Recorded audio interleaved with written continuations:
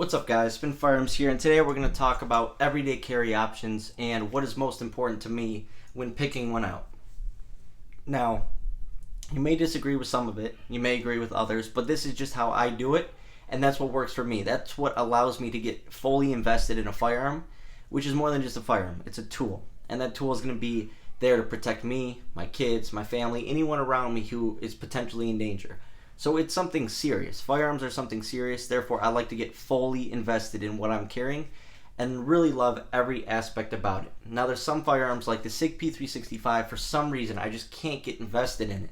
I like it, I like shooting it, it feels pretty good in the hand, but at the same time, it's not just that it's not visually appealing to me, it's just my preference, but there's just something about it I just can't get behind with reliability or safety. There's just something about it, so I don't carry it as much as a lot of other people do. But for instance, my Hellcat. Let's just talk about this for a second. Why would I carry this? Number one to me is reliability. My other Hellcat, which I'm going to be speaking of, I just picked this up, haven't put rounds through it, but that Hellcat has ran everything through thousands and thousands and thousands of rounds. I'll give you guys a story. So I always wanted to carry these rounds called the Nov X defense rounds, right? They're 65 grains. They're steel cased, but they're a lighter projectile. I believe they're frangible ammo, and they're a very cool design. But the problem is there's just not enough pressure and blowback and stuff to function a lot of the firearms out here. I've put videos out on my Glock 26 that I everyday carry, failing with that ammo. I believe my Glock 43 failed with that ammo. My Glock 45 failed with that ammo. I believe my CZ P10S failed with that ammo. But then I ran it through my Hellcat. And out of all firearms, of course, my Hellcat just eats it up, spits it out, and functions and cycles it perfectly. And ever since then, I said, if this can eat stuff that a Glock can't, that's pretty amazing without malfunction. So the Hellcat has always been a firearm that I absolutely love ever since that day. And then I got really invested into it, and I made something called the Journey of the Hellcat, where it's more of a test of me to make sure my firearm can do what it's supposed to and handle a lot. And that's what I did. I did a video on here where I put like 7 different rounds of different kind of hollow points, from cheap to expensive to light to heavy, and it ran everything flawlessly. And to be honest, I really learned how to shoot the Hellcat. I know a lot of people complain about shooting the Hellcat and don't like it, but to be honest, I've really gotten good at shooting this thing. I shoot it better than my 43X, better than my SIG P365X. It's just a good shooter to me. And you know why? Because I've put in the time and I put the round count through it in order to actually get good and train with it. So the way I decide an everyday carry option, right? The Hellcat. First thing I look for is reliability. Is it going to be reliable? And I'm not just talking about range ammo, right? Having light primer strikes, which I never have on a Hellcat before, not even one light primer strike through thousands of rounds, that's usually an ammo issue, so that's not too big. But running your defensive ammo through your pistol is very crucial to make sure it can run. And it's eaten everything. I mean, my other Hellcat has ran maybe 10, 12 defensive ammos, not a single issue, so I feel completely competent with it. Next thing I look for is ergonomics, and that's before capacity. I want something that feels good in my hand and something that points natural to me, right?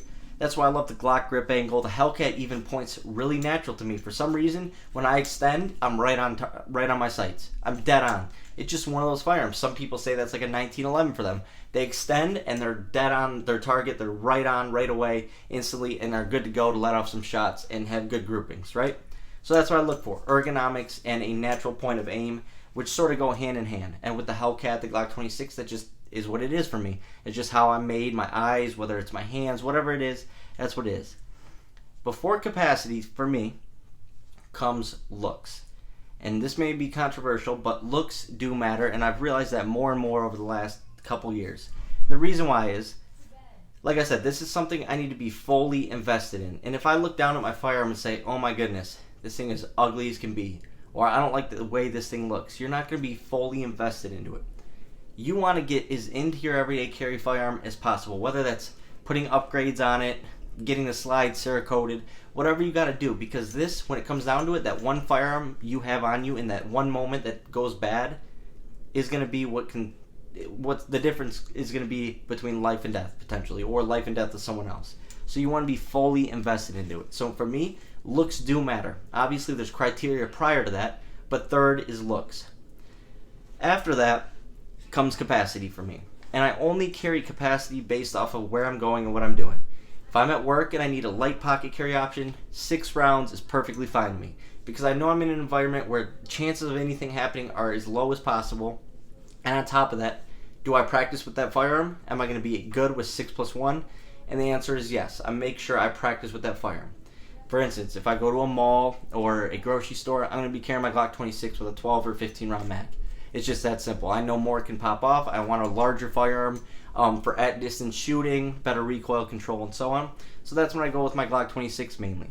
When I'm walking around at night, taking a dog for a walk or going on a walk, I want something light, but I want something light with a flashlight, right? So that's my go-to. Capacity is last for me, because if I shoot the firearm, if I'm great with it, then I don't have an issue having lower capacity. I know people are going to say that sounds stupid.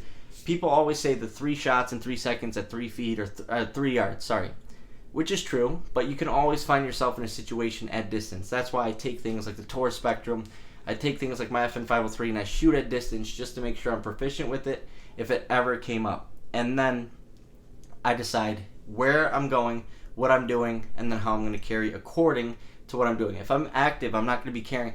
I had someone at the range tell me today, and to each his own, he carries a Glock 34, and I go, how? How is that even possible to carry a Glock 34? And then he's like, I have big hands. So I said, Hickok 45 is 6'9", probably his huge hands too, and he had no problem with the Glock 26. But that's where it all comes down to preference and what you like, so there's nothing wrong with that. But for me, that's how I carry it. First is always reliability, 2, ergonomics, 3, the way it looks, because I want to be fully invested in the thing that's going to protect my life. I want to know the ins and outs of it. I want to be in love with everything about it. I want to be as confident with this firearm as possible, so that's why I choose things like the Hellcat and the Glock 26. Anyways, hope this helps. Thanks for watching.